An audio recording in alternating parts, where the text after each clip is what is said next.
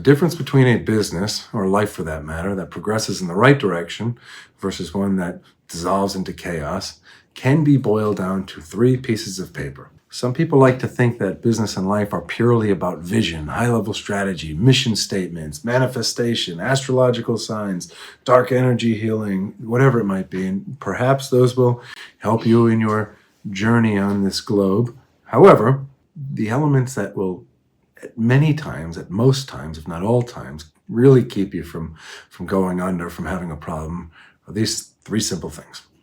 I'm Arthur Petropoulos, Managing Partner and President here at Hillview Partners. We're a middle market investment banking firm helping companies across the globe, across all different industries, typically making $1 million to about $20 million in pre-tax earnings or EBITDA, sell their companies, secure capital.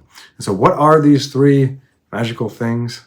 They may not be the most exciting things in the world. They may not be on someone's vision board. There might not be a lot of TikTok shorts or Instagram reels about them on a given day. However, they are wildly effective, and I only espouse them because not only do we promote them or try to crystallize them with all of our clients' businesses, but we do it within our own business, and as a secret, we do it in our own lives. And I do it myself and have done it on a spreadsheet since I was 18 years old, or a series of spreadsheets, and I lecture my 7-year-old daughter about them all the time too. I think that's resonating, but time will tell. Nonetheless, item number 1 is a budget. Now, you can say it from a personal basis or you can say it from a business perspective. You should understand or have a general understanding of how much money is going to come in the door. Call that revenue, sales, turnover. What the expenses for the business are going to be, what the expenses for your life are going to be, what are the different categories, what are the recurring things that happen over and over and over again, and what the expected amount left over should be. Ideally, you should do this on a monthly basis. What should come in, what should the expenses be, and what should be left over. This will truly help you not only understand kind of where's the money going and what's left over, but also just to say, like, what should we expect to accrue or aggregate in the future? Are we spending more than we are making? The old expression goes, a lot of people don't have an earning problem, they have a spending problem. And that happens in businesses too. You just have to keep a pulse on it. And so break it down as simply as possible. Every line item, what do we spend money on? Again, this works for a household just the same as it does for a business, just the same as it potentially could for a government, but we won't go there. But that's item number 1. Item number 2, a balance sheet. So if a budget tells you what is happening every month, a balance sheet you can think of as the receptacle, as the thing that catches everything after it falls off the budget. And so what is a balance sheet at its core? You could think of it as a list of all the things you own on one side and a list of all the things you owe on the other side. So assets and liabilities. So if you have cash, stocks, bonds, collections of Patek Philippe watches and Birkin bags and cars and famous artwork, whatever you have, right? Sneaker collections, who the heck knows? But and intangible NFTs, magic beans, whatever people think of. But nonetheless, whatever you have should be on the asset side, and whatever you owe, if you owe a loan, if you have a mortgage on a property, if a business has a mortgage on a building, if there's business loans in place, if there's debt, the things you need to pay people, right? Now, I know in a business sense, when it starts getting technical into payables and this and that, but just take the complexity out of it and just think of it from a simple perspective. Here's a list of all the stuff I have. Here's a list of all the stuff I owe people, and get the net of that. If you take the stuff you have minus the stuff you owe people, you will end up with, from a personal perspective, your net worth. And from a business perspective, that will be the equity of the business. And so, a balance sheet is oftentimes kind of a snapshot as to the financial position of something. So you say, okay, here's all the stuff I have, here's all the stuff I owe, and that's kind of what's left over. Now, from a business perspective, it can get a little bit more complicated than that, or quite a bit more complicated, given that there's value in a business that goes well beyond purely just the assets and liabilities. But particularly on a personal perspective, if you were to just truly look at, okay, this is what I have, this is what I owe people, you're going to get a pretty good sense as to what the net worth is. And so that's item number 2.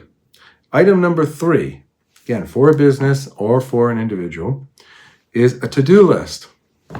Now, that doesn't mean, I've seen people with these hyper granular things like wake up, breathe, eat a cracker, tie one shoe, tie the other shoe. Like, you can make this, sometimes it's like you could set these things up just to knock them down and be like, wow, it's an hour into the day and I've already brushed all 42 teeth that I listed here. But in reality, try to make them important things, right? And so we say with a business, there should be like the next 10 things. So every time, and Leonardo and the people that work at our company, they love it in the morning where we say, what's the to-do list? What do we have to do? What is the list? What do we have to knock through? And whatever you measure, whatever you track gets done magically. There's things don't fall through the cracks if you list all of it. And so if you say, well, I run a complicated business, there's lots of different projects, there's lots of different, for us, we're selling 10 to 15 businesses at a time.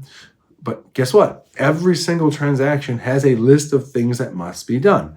And what do those lists include? The order, the priority, and the timeline, the deadline. And also like who's responsible for what and where are the check-in points. And so this makes it so it's very, very difficult to forget things that you write down. It might be the bane of your existence. To-do lists that have, things, there's one lingering thing. So you carry around this like disintegrating to-do list where 27 things are checked off, but one thing is not. But mark my word, like that thing will get done. So in any situation, in business, in life, a to-do list. What are the next 10 things?